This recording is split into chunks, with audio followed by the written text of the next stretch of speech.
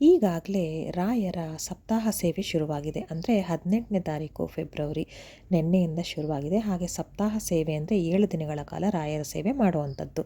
ಅದು ಕೊನೆಗೊಳ್ಳುವಂಥದ್ದು ಇದೇ ತಿಂಗಳ 24ನೇ ತಾರೀಕು ಮಂಗಳವಾರದ ದಿನ. 24ನೇ ತಾರೀಕು ಮಂಗಳವಾರದ ದಿನ 431ನೇ ವರ್ಷದ ರಾಯರ ವರ್ಧಂತಿ ಅಂದರೆ ರಾಯರ ಜಯಂತಿ ಅಂದರೆ ರಾಯರ ಹುಟ್ಟಿದ ಹಬ್ಬ ಅಂತ ಹೇಳಲಾಗುತ್ತೆ. ಈ ವರ್ಷದಲ್ಲಿ ಬಂದಿರುವಂಥದ್ದು ರಾಯರ 405ನೇ ಪಟ್ಟಾಭಿಷೇಕ ಹಾಗೆ 431ನೇ ವರ್ಷದ ವರ್ಧಂತಿ ಅಂದರೆ ರಾಯರ ಹುಟ್ಟುಹಬ್ಬ, ರಾಯರ ಜಯಂತಿ ಅಂತ ಏನು ಹೇಳ್ತೀವಿ ಅದು. ಇದು ಬಹಳ ವಿಶೇಷವಾಗಿರುವಂಥದ್ದು, ವರ್ಷದಲ್ಲಿ ಒಮ್ಮೆ ಬರುವಂಥದ್ದು. ಈ ಅವಕಾಶವನ್ನು ನೀವು ತಪ್ಪಿಸ್ಕೋಬೇಡಿ. ಹೇಗೆ ರಾಯರ ಸೇವೆ ಮಾಡಬೇಕು ಅನ್ನೋದನ್ನು ನಾನು ನನ್ನ ಹಿಂದಿನ ವಿಡಿಯೋದಲ್ಲಿ ಹೇಳಿದ್ದೀನಿ. ದಯವಿಟ್ಟು ಆಸಕ್ತಿ ಇದ್ದವರು ಅದನ್ನು ಚೆಕ್ ಮಾಡಬಹುದು. ಹಾಗೆ ರಾಯರ ಸಪ್ತಾಹ ಸೇವೆಯ ಜೊತೆಗೆ ನೀವು ರಾಯರಿಗೆ ಒಂದು ಮುಡುಪನ್ನು ಕಟ್ಟಬೇಕಾಗತ್ತೆ ಮನೆಯಲ್ಲೇ. ಅದು ಒಂದು ರೀತಿಯ ಅನುಷ್ಠಾನವಾಗಿರುತ್ತೆ. ಅದನ್ನು ಹೇಗೆ ಮಾಡಬೇಕು ಏನು ಅನ್ನೋದನ್ನು ನಾನು ಈ ವಿಡಿಯೋದಲ್ಲಿ ಪೂರ್ತಿಯಾಗಿ ಹೇಳ್ತೀನಿ. ತುಂಬ ಜನ ರಾಯರು ಭಕ್ತರಿದ್ದೀರಾ. ನನಗೆ ತಿಳಿದಿರೋ ಹಾಗೆ ಸಾಮಾನ್ಯವಾಗಿ ಪ್ರತಿಯೊಬ್ಬರು ಕೂಡ ರಾಯರ ಭಕ್ತರಾಗಿರ್ತಾರೆ.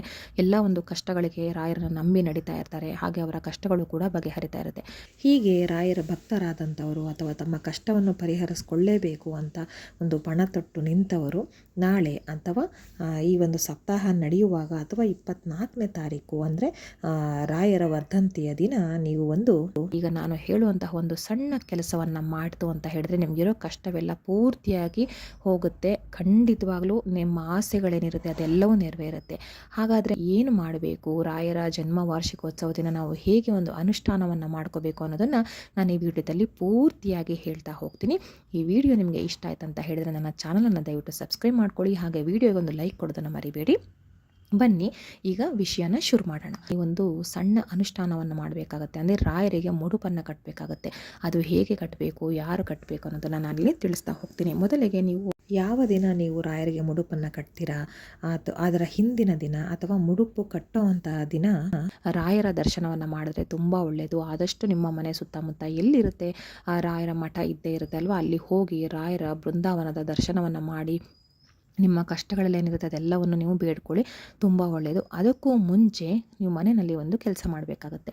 ಎಲ್ಲರೂ ಮಾಡಲೇಬೇಕಂತ ಏನಿಲ್ಲ. ಯಾರು ಒಂದು ತುಂಬ ಕಷ್ಟ ನಷ್ಟಗಳಿಂದ ಅನುಭವಿಸ್ತಾ ಇರ್ತೀರಾ, ಅಂದರೆ ಯಾವಾಗಲೂ ಒಂದು ಜೀವನದಲ್ಲಿ ನೆಮ್ಮದಿ ಅನ್ನದೇ ಇರೋದಿಲ್ಲ. ಒಂದಾದ್ಮೇಲೆ ಒಂದು ಪೆಟ್ಟುಗಳು ಬೀಳ್ತಾ ಇರುತ್ತೆ, ಒಂದಾದ್ಮೇಲೆ ಒಂದು ಏನಾದ್ರು ಸಮಸ್ಯೆಗಳಲ್ಲಿ ಸಿಕ್ಕಾಕೊಳ್ತಿರ್ತೀರ. ಕೆಲವು ಸತಿ ನಿಮ್ಮದು ಏನು ತಪ್ಪಿಲ್ಲದೆ ಇದ್ರೂ ಕೂಡ ನೀವು ಸಿಕ್ಕಾಕೊಳ್ತಿರ್ತೀರ.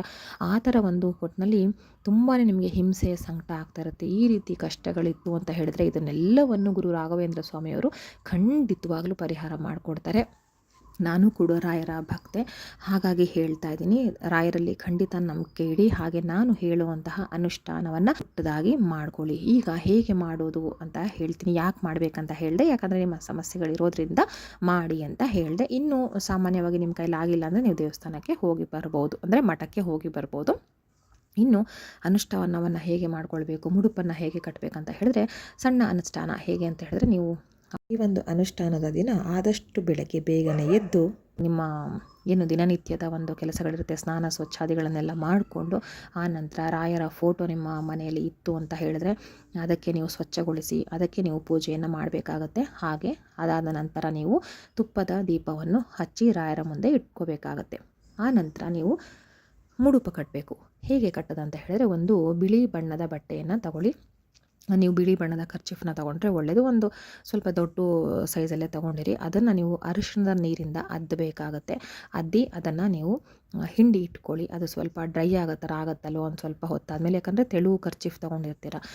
ಅದು ಅರಿಶಿಣದ ಬಟ್ಟೆ ಆಗಿದ ನಂತರ ಅದರಲ್ಲಿ ನೀವೇನೇನು ಹಾಕಬೇಕಂತ ಹೇಳ್ತೀನಿ. ಇನ್ನು ಕೆಲವರಿಗೆ ಪುರ್ಸೊತ್ತಿರೋದಿಲ್ಲ ಅದು ಡ್ರೈ ಆಗೋ ಅಷ್ಟು ಟೈಮಲ್ಲಿ ಅಂತಂದರೆ ನೀವು ಅದನ್ನು ಬೇಕಾದ್ರೆ ಅರಿಶಿಣದ ನೀರಲ್ಲಿ ಅದ್ದಿ ಅದನ್ನು ಒಣಗೋದಕ್ಕೆ ಬಿಟ್ಟು ಸ್ವಲ್ಪ ಹೊತ್ತು ಆ ಸಮಯದಲ್ಲಿ ನೀವು ರಾಯರ ಒಂದು ಸ್ತೋತ್ರಗಳನ್ನು ಓದಬಹುದು ಅಥವಾ ರಾಯರಿಗೆ ಪೂಜೆಯನ್ನು ಮಾಡಬಹುದು. ಹೀಗೆ ಏನು ಬೇಕಾದರೂ ಮಾಡ್ಬೋದು. ನಿಮಗೆ ಅಷ್ಟು ಪುರ್ಸೊತ್ತು ಇಲ್ಲ ಅಂತ ಹೇಳಿದ್ರೆ ಹಳದಿ ಬಣ್ಣದ ಕರ್ಚಿಫನ್ನು ತಗೊಳ್ಳಿ. ಅದರಲ್ಲಿ ಬೇರೆ ಯಾವುದು ಬಣ್ಣ ಮಿಕ್ಸ್ ಆಗದೇ ಇದ್ದರೆ ತುಂಬಾ ಒಳ್ಳೆಯದು. ಹಾಗೂ ಇತ್ತು ಅಂತ ಹೇಳಿದ್ರೆ ಸ್ವಲ್ಪ ಕೆಂಪು ಬಣ್ಣದ ಮಿಶ್ರಿತ ಇದ್ದರೂ ಪರವಾಗಿಲ್ಲ. ಮುಖ್ಯವಾಗಿ ಅದನ್ನು ನೋಡಿದ ತಕ್ಷಣ ಹಳದಿ ಬಣ್ಣದ ಬಟ್ಟೆ ಅಂತ ಹೇಳಬೇಕು. ನೀವು ಬಿಳಿ ಬಣ್ಣದ ಬಟ್ಟೆನ ತಗೊಂಡು ನೀವು ಅದನ್ನು ಅರಿಶಿಣದ ನೀರಲ್ಲಿ ಅದ್ದು ಶುದ್ಧ ಮಾಡಿಕೊಂಡು ಹಳದಿ ಬಣ್ಣಕ್ಕೆ ತಿರ್ಸ್ಕೊಂಡ್ರೆ ತುಂಬಾ ಶ್ರೇಷ್ಠ. ಅದೇ ದಿನ ನಿಮಗೆ ಆಗಿಲ್ಲ ಅಂದರೆ ಹಿಂದಿನ ದಿನ ಸಂಜೆ ಕೂಡ ಇದನ್ನು ಮಾಡ್ಕೊಳ್ಬೋದು. ಅಂದರೆ ಒಂದು ಬಿಳಿ ಕರ್ಚಿಫನ್ನು ತೊಗೊಂಡು ಅದನ್ನು ಒಮ್ಮೆ ನೀರಲ್ಲಿ ತೊಳೆದು ಹಾಕಿ, ಹೊಸ ಕರ್ಚಿಫನ್ನ ತಗೊಳ್ಳಿ, ಅದನ್ನು ಒಮ್ಮೆ ನೀರಲ್ಲಿ ತೊಳೆದು ಹಾಕಿ, ಆ ನಂತರ ಅರಿಶಿಣದ ನೀರಲ್ಲಿ ಅದ್ದಿ ಅದನ್ನು ಒಣಗೋದಕ್ಕೆ ದೇವ್ರ ಕೋಣೆನಲ್ಲೇ ಹಾಕಿಡಿ. ಮರುದಿನ ಬೆಳಗ್ಗೆಗೆ ಅದು ಒಣಗೋಗಿರುತ್ತೆ. ಆಯಿತಾ? ಆ ನಂತರ ಈ ಒಂದು ಅರಿಶಿಣದ ಬಟ್ಟೆ ಏನಿದೆ ಅದರಲ್ಲಿ ನೀವು 11 ರೂಪಾಯಿನ ಹಾಕಬೇಕಾಗತ್ತೆ. ನೀವು 11 ರೂಪಾಯಿ ನಾಣ್ಯ 11 ಹಾಕಿ, ಅಥವಾ 2 ರೂಪಾಯಿ ನಾಣ್ಯ ಸೇರಿಸಿ 11 ಮಾಡಿ, ಅಥವಾ 5 ರೂಪಾಯಿ 2 ಇಟ್ಟು 1 ರೂಪಾಯಿ ನಾಣ್ಯ 1 ಇಡಿ, ಅಥವಾ 10 ರೂಪಾಯಿ ನೋಟು 1 ರೂಪಾಯಿ ನಾಣ್ಯ, ಹೇಗಾದರೂ ಪರವಾಗಿಲ್ಲ. ಒಟ್ಟಿನಲ್ಲಿ ಲೆಕ್ಕ 11 ರೂಪಾಯಿ ಆಗಬೇಕು. 11 ರೂಪಾಯಿನ ಆ ಒಂದು ಅರಿಶಿಣದ ಬಣ್ಣದ ಬಟ್ಟೆನಲ್ಲಿ ಹಾಕಿ, ಆ ನಂತರ ಅದಕ್ಕೆ ಸ್ವಲ್ಪ ಅರಿಶಿನ, ಕುಂಕುಮ, ಹಾಗೆ ಅಕ್ಷತೆ, ಹಾಗೆ ಒಂದು ಹೂವು, ಹಳದಿ ಬಣ್ಣದ ಹೂವನ್ನು ಹಾಕಿ ನೀವು ಗಂಟನ್ನು ಕಟ್ಟಬೇಕಾಗತ್ತೆ. 3 ಗಂಟನ್ನು ಕಟ್ಟಬೇಕಾಗತ್ತೆ. ಅನಂತರ ಕಟ್ಟಿ ಅದನ್ನು ನಿಮ್ಮ ಕೈನಲ್ಲಿ, ಎರಡೂ ಕೈನಲ್ಲಿ ಸೇರಿಸಿ ಇಟ್ಕೊಂಡು ನಿಮ್ಮ ಕಷ್ಟಗಳೇನಿದೆ, ನೀವು ಸಂಕಷ್ಟಗಳಿದೆ, ನೀವೇನು ಅನುಭವಿಸ್ತಾ ಇರ್ತೀರಾ, ನೀವು ಯಾವ ಸಮಸ್ಯೆಗೆ ಪರಿಹಾರವನ್ನು ರಾಯರ ಬಳಿ ಬೇಡ್ತಾ ಇದ್ದೀರಾ ಅದನ್ನು ಬೇಡ್ಕೊಳ್ಳಿ. ಒಂದು ತೊಟ್ಟು ಕಣ್ಣೀರು ಕೂಡ ಹಾಕಿ. ರಾಯರು ಕಣ್ಣೀರಿಗಂತೂ ನಿಜವಾಗ್ಲೂ ಬಹಳನೇ ಬೇಗ ಒಂದು ಫಲವನ್ನು ಕೊಡ್ತಾರೆ. ಅಂದರೆ ಸುಮ್ಮನೆ ಅಂತಲ್ಲ, ಏನೋ ಅದೊಂದು ಹೇಳ್ತಾರೆ. ಅಂದರೆ ರಾಯರು ನಾವು ತೀರಾ ದುಃಖಿತರಾಗಿ ಕಣ್ಣೀರು ಹಾಕಿದ್ವಿ ಅಂದರೆ ರಾಯರು ಸಹಿಸಲ್ವಂತೆ. ನ್ಯಾಯ ಇದೆ, ಒಳ್ಳೇದು ಕೇಳ್ತಿದ್ದಾರೆ ಇವರು, ಇವರಿಗೆ ಇದನ್ನು ಪರಿಹಾರ ಮಾಡಿಕೊಡ್ಲೇಬೇಕು ಅಂತ ಮಾಡಿಕೊಡ್ತಾರಂತೆ. ಅಷ್ಟೊಂದು ಸಹಾನುಭೂತಿ ಇರುವಂತಹವರು ನಮ್ಮ ರಾಯರು. ಹಾಗಾಗಿ ನಿಮ್ಮ ಕಷ್ಟಗಳೇನಿರುತ್ತೆ ಎಲ್ಲವನ್ನು ಬೇಡ್ಕೊಳ್ಳಿ. ಆ ನಂತರ ನೀವು ಅದನ್ನು ಗುರು ರಾಘವೇಂದ್ರ ಸ್ವಾಮಿಯವರ ಫೋಟೋದ ಮುಂದೆ ಇಟ್ಟು ಆ ನಂತರ ಅದಕ್ಕೂ ಕೂಡ ಪೂಜೆ ಮಾಡಿ, ತುಪ್ಪದ ದೀಪದಿಂದ ರಾಘವೇಂದ್ರ ಸ್ವಾಮಿಯವರಿಗೆ ಆರತಿಯನ್ನು ಮಾಡಿ, ತುಂಬ ಒಳ್ಳೆಯದು, ಇದನ್ನು ಮಾತ್ರ ಮರಿಬೇಡಿ. ಆನಂತರ ನೈವೇದ್ಯಕ್ಕೆ ಕಲ್ಲು ಸಕ್ಕರೆ ಅಥವಾ ಒಣ ದ್ರಾಕ್ಷಿ ಹಣ್ಣುಗಳು, ಒಣ ಖರ್ಜೂರ, ಹೀಗೆ ಇಂಥದ್ದನ್ನೆಲ್ಲ ನೀವು ಇಡ್ಬೋದು. ಅಥವಾ ನಿಮಗೆ ಸಮಯ ಇತ್ತು ಅಂತ ಹೇಳಿದ್ರೆ ಹಯಗ್ರೀವ, ಅಂದರೆ ಕಡಲೆಬೇಳೆ ಮತ್ತು ಬೆಲ್ಲವನ್ನು ಹಾಕಿ ಹಯಗ್ರೀವ ಅಂತ ಒಂದು ಸಿಹಿನ ತಯಾರಿಸ್ತೀವಲ್ವ, ಅದನ್ನು ಮಾಡಿದ್ರೆ ಬಹಳನೇ ಶ್ರೇಷ್ಠ. ಗುರು ರಾಘವೇಂದ್ರ ಸ್ವಾಮಿಯವರಿಗೆ ಇಷ್ಟನ್ನು ಮಾಡಿ ಇಟ್ಕೊಳ್ಳಿ. ಆ ನಂತರ ನೀವು ಬೆಳಗ್ಗೆ ಸಾಧ್ಯ ಆದರೆ ಬೆಳಗ್ಗೆನೇ ರಾಯರ ಮಠಕ್ಕೆ ಹೋಗಿ ದರ್ಶನವನ್ನು ಮಾಡಿ ಬನ್ನಿ. ಇಲ್ಲ ಸಂಜೆ ಅಂದರೆ ಸಂಜೆ ಮಾಡಿ. ಒಟ್ಟಿನಲ್ಲಿ ಅನುಷ್ಠಾನದ ದಿನ ರಾಯರ ಹಾಗೂ ಬೃಂದಾವನದ ದರ್ಶನ ಮಾಡೋದ್ರಿಂದ ನೀವೇನು ಮುಡುಪು ಕಟ್ಟಿರ್ತೀರಲ್ವ ಅದು ತುಂಬ ಒಳ್ಳೆಯದಾಗುತ್ತೆ. ಹಾಗೆ ನೀವು ಈ ರೀತಿ ಮುಡುಪು ಕಟ್ಟಿದ್ದನ್ನು ನಿಮ್ಮ ಮನೆಯಲ್ಲೇ ಇಟ್ಕೊಳ್ಳಿ. ಒಂದು ಸ್ವಲ್ಪ ದಿನಗಳು ಕಳೀಲಿ, ನಿಮ್ಮ ಕಷ್ಟಗಳು ಕಳೀತಾ ಬರುತ್ತೆ. ನಿಮಗೆ ಗೊತ್ತಾಗುತ್ತೆ ಹೇಗೆ ಚೇಂಜಸ್ ಇರುತ್ತೆ ಅಂತ. ಒಳ್ಳೆ ಮನಸ್ಸಿಂದ ಬಹಳ ಭಕ್ತಿಯಿಂದ ಬೇಡ್ಕೊಳ್ಳಿ ರಾಯರನ್ನ, ಖಂಡಿತ ಎಲ್ಲ ಸಮಸ್ಯೆಗೂ ಪರಿಹಾರ ಆಗುತ್ತೆ. ಆಮೇಲೆ ಆ ಮುಡುಪನ್ನು ಹಾಗೆ ಇಟ್ಕೊಳ್ಳಿ.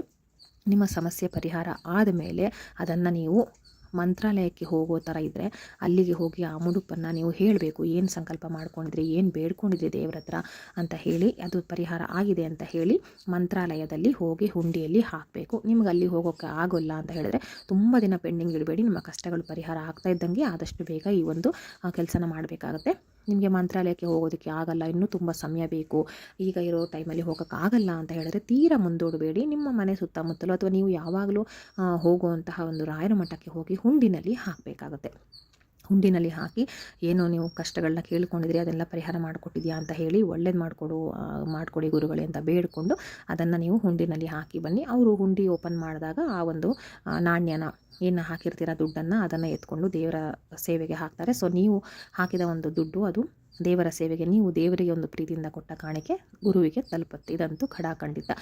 ಹೀಗೆ ರಾಯರ ಸಪ್ತಾಹ ಸೇವೆ ನಡೆಯೋ ಟೈಮ್ನಲ್ಲಿ ನೀವು ರಾಯರಿಗೆ ಮುಡುಪನ್ನು ಕಟ್ಟಿದ್ರೆ ತುಂಬ ಒಳ್ಳೆಯದಾಗುತ್ತೆ. ಬಹಳನೇ ಸುಲಭ ಇದು.